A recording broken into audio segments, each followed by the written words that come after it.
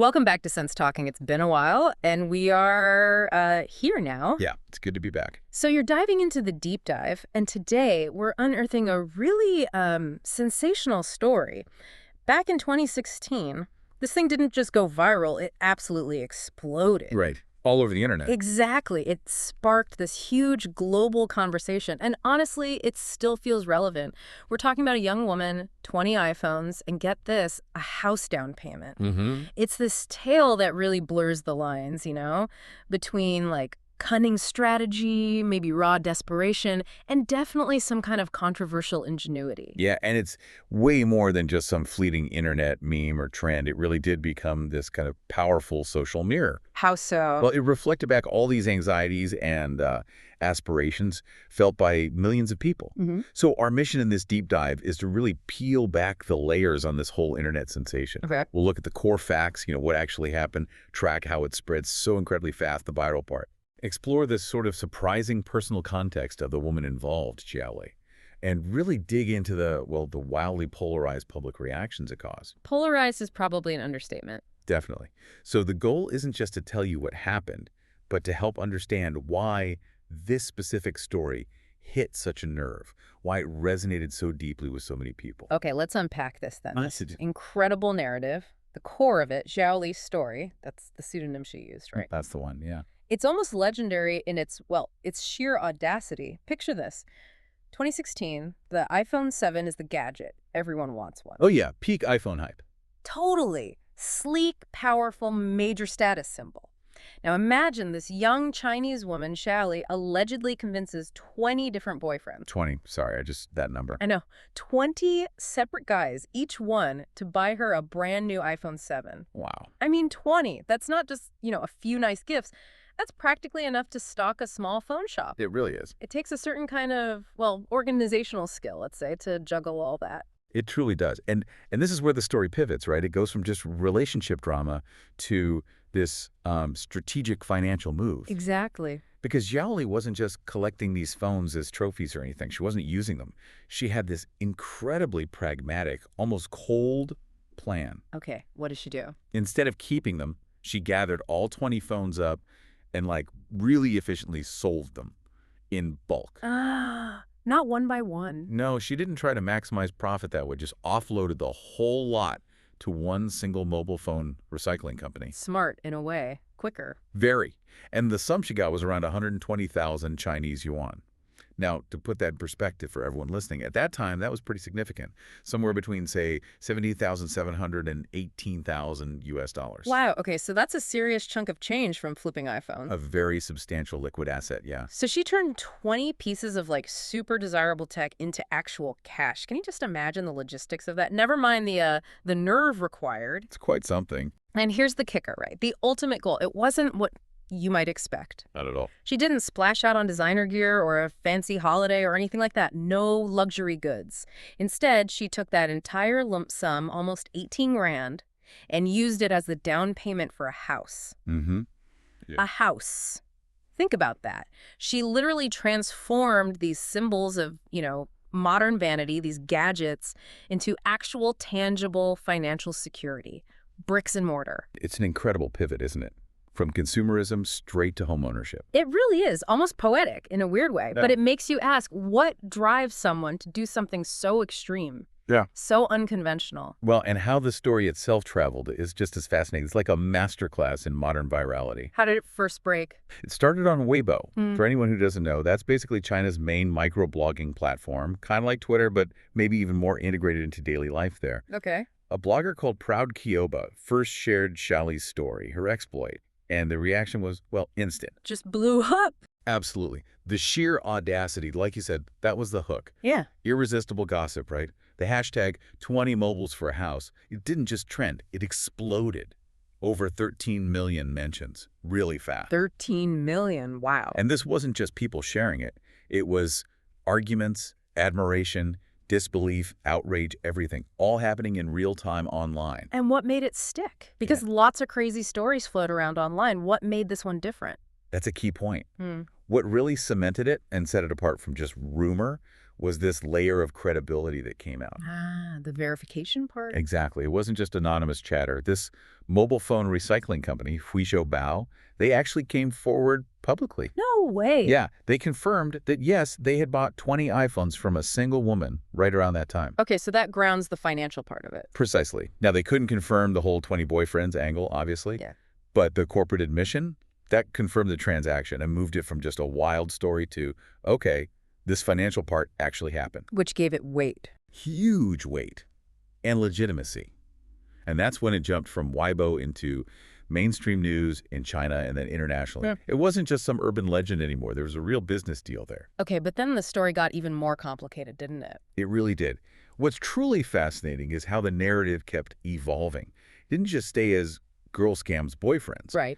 As it got bigger, local media started digging. And they found out more about Xiaoli's background, her motivations.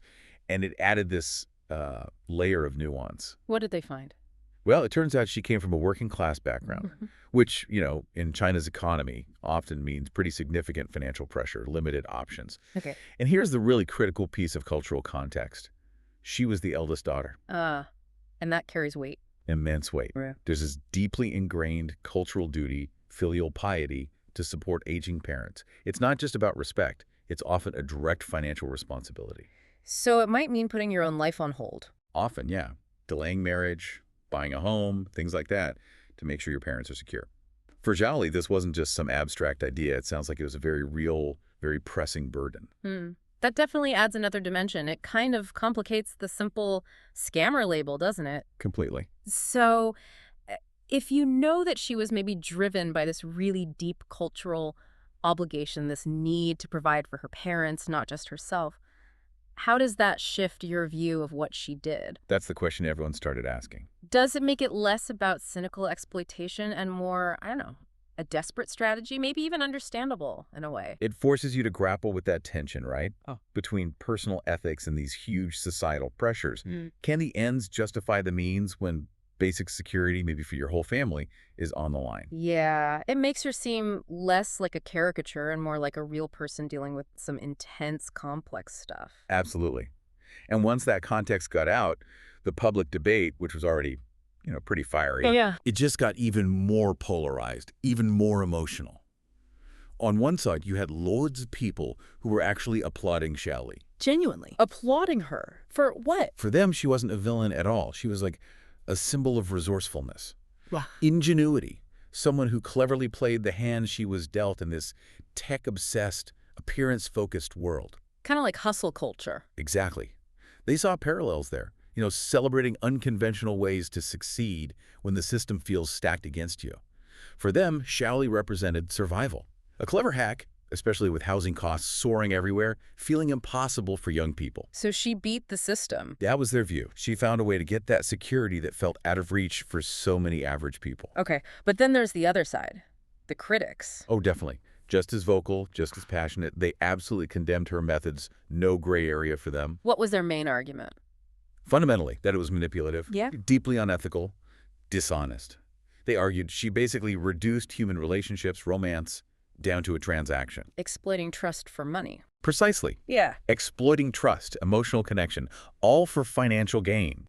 For these critics, her motives, even if you felt sympathy for her background, didn't excuse the deceit. Right. They saw it as, opportunism, maybe even an erosion of values like commodifying intimacy.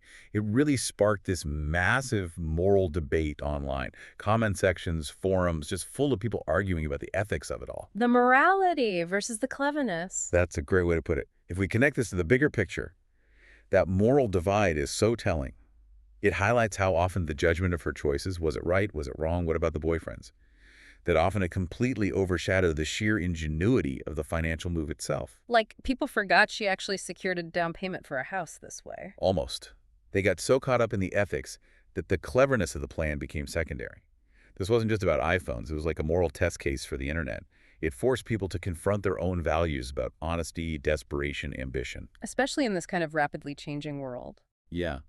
It really taps into that tension. Do we admire the hustle, or do we condemn the method?